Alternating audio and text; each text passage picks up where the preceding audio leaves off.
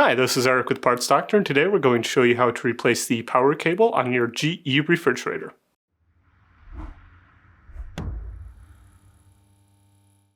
If you need to purchase a new power cable for your refrigerator, check out our website, partsdoctor.com, where we sell parts for all major appliance brands.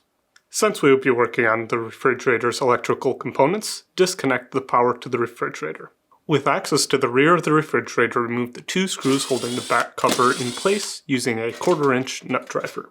Then, remove the screw holding the power cable in place. Next, remove the ground wire screw. Disconnect the power cable by depressing the locking tab.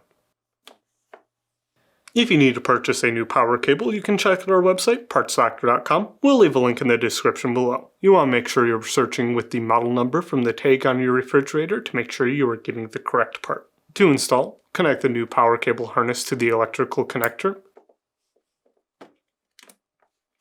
Then align the ground wire and reinstall the screw. Next, reinstall the retaining screw.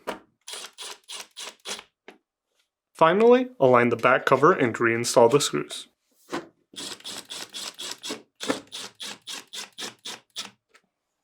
That's it for today's video, and if you found this video helpful, make sure to leave us a like and comment down below, and for more videos like this one, please consider subscribing.